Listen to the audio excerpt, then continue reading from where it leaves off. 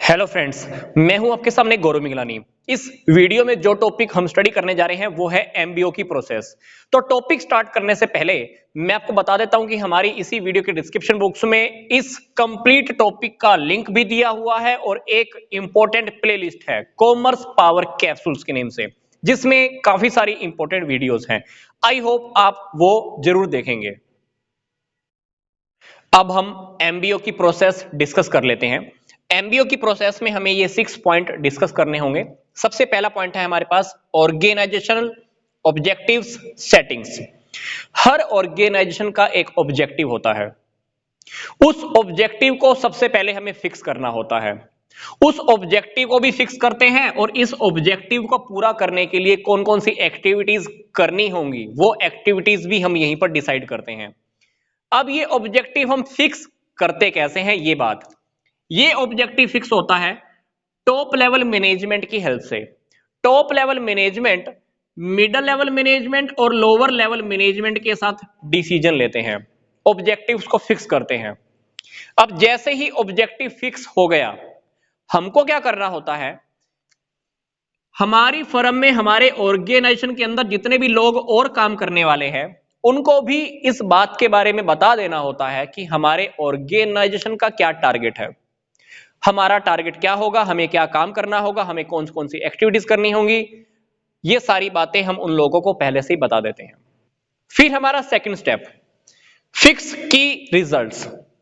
अब टारगेट को पूरा करने के लिए, ऑब्जेक्टिव को पूरा करने के लिए हमें कुछ और बातों की ओर भी ध्यान देना होता है। हो सकता है हमें मैनेजमेंट की परफॉर्मेंस इंक्रीज करनी हो सकता है कि हमें प्रॉफिटेबिलिटी की तरफ ध्यान देना है, प्रॉफिट ज्यादा इंक्रीज करने हैं, हो सकता है कि हमें मार्केट के अंदर गुडविल को इंक्रीज करना है, सोशल रिस्पॉन्सिबिलिटी बढ़ानी है या फाइनेंशियल रिसोर्सेज की ओर ध्यान देना है। ये कुछ ऐसे एरियाज हैं जिनकी ओर हमें ध्यान देना हो, तो इन बातों को भी हम सेकंड स्टेप के ऊपर फिक्स कर लेते हैं। फिर third step, subordinates objectives settings. अब ऑर्गेनाइजेशन का क्या ऑब्जेक्टिव है ये तो फिक्स हो गया। अब ऑर्गेनाइजेशन के अंदर बहुत सारे डिपार्टमेंट बने होते हैं। मान लो ये परचेज डिपार्टमेंट, ये प्रोडक्शन, ये मार्केटिंग, ये मेंटेनेंस डिपार्टमेंट, बहुत सारे डिपार्टमेंट होते हैं। अब ऑर्गेनाइजेशन का तो ऑब्जेक्टिव फिक्स हो गया, अब हर डिपार्टमेंट को भी हमें बताना होगा कि तुम्हारा खुद का क्या ऑब्जेक्टिव है।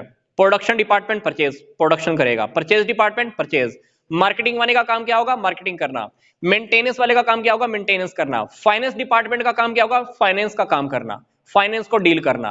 तो हर डिपार्टमेंट का भी अलग से हम एक ऑब्जेक्टिव फिक्स करेंगे, पर जब हम इनका ऑब्जेक्टिव फिक्स करेंगे तो इस बात का ध्यान रखेंगे कि ये ऑर्गेनाइजेशन का जो ऑब्जेक्टिव फिक्स किया है उससे बाहर ना हो, मतलब इनके ऑब्जेक्टिव अल्टीमेटली इस ऑर्गेनाइजेशन के ऑब्जेक्टिव को पूरा करते रहें। फिर हम यहां पर पर्सनल ऑब्जेक्टिव्स को भी ध्यान में रखेंगे। हर पर्सन का अलग अलग काम क्या होगा, हर पर्सन को कौन कौन सी एक्टिविटी करनी है, एक पर्सन क्या काम करेगा, दूसरा पर्सन क्या काम करेगा, उनके जो पर्सनल टारगेट होंगे वो अल्टीमेटली डिपार्टमेंट के टारगेट को पूरा करेंगे और डिपार्टमेंट का जो टारगेट होगा वो ऑर्गेनाइजेशन के ऑब्जेक्टिव को पूरा करेगा। मतलब थर्ड स्टेप के ऊपर हमें डिपार्टमेंट और पर्सनल जो ऑब्जेक्टिव हैं, जो गोल्स हैं, उनके बीच में कोऑर्डिनेशन बनाना है, सामंजस्य स्थापित करना। पता चले हर कोई खुद का पर्सनल काम करने में लग गया है और जो ऑर्गेनाइजेशन का जो ऑब्जेक्टिव हमने फिक्स किया था वो हम पूरा ही नहीं कर पाए, तो यहां पे कोऑर्डिनेशन होना बहुत जरूरी है। चौथा point, matching objectives and resources. Resources का भी ध्यान रखना है। पता चला कि हमारे पास 5 करोड़ रुपए हैं और हम टारगेट लेके चल रहे हैं 15 करोड़ का, तो गड़बड़ हो जाएगा। रिसोर्सेज और ऑब्जेक्टिव्स दोनों को मैच करके चलो, कोऑर्डिनेशन बनाकर चलो, ध्यान रखना है अपने को। Fifth point, periodic meetings. Time time पर हमें इंप्लॉइज के साथ मीटिंग करनी है, उनको बताना है, उनसे पूछना है भाई काम ठीक ढंग से चल रहा है कि नहीं चल रहा है, कहीं गड़बड़ तो नहीं हो रही है। काम की टाइम टाइम पर हमें चेकिंग करनी पड़ती है, टाइम टाइम पर मीटिंग करनी पड़ती है।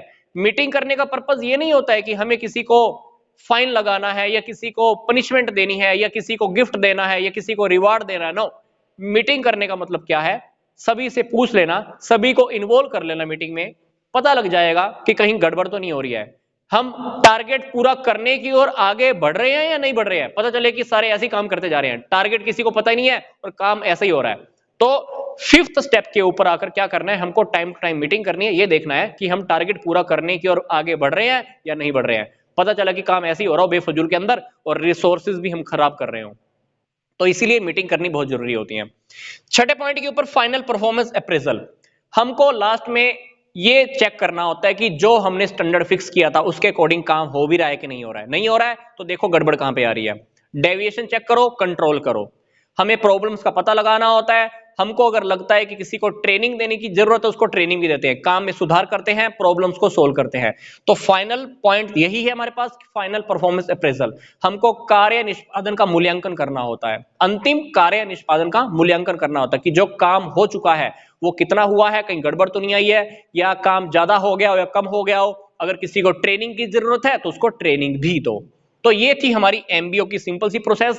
पहले हमने टारगेट फिक्स किया, कुछ एरियाज पे फोकस किया, फिर डिपार्टमेंट के ऑब्जेक्टिव्स और पर्सनल ऑब्जेक्टिव्स के बीच में कोऑर्डिनेशन बनाया, फिर रिसोर्सेज और ऑब्जेक्टिव्स के बीच में रिसोर्स दोनों के अंदर हमने क्या कोऑर्डिनेशन बनाया, फिर हमने मीटिंग्स की, मीटिंग्स के अंदर हमने ये देखना है कि काम हमारा रेगुलर हो रहा है कि नहीं हो रहा है, फिर लास्ट में हमने ये देखा कि जो काम हमारा हो चुका है वो स्टैंडर्ड के अकॉर्डिंग था या नहीं था, गड़बड़ आखिर हुई कहां, फिर कंट्रोल करो, एटसेट्रा एटसेट्रा। ये पॉइंट्स हमारे इसके अंदर आ गए।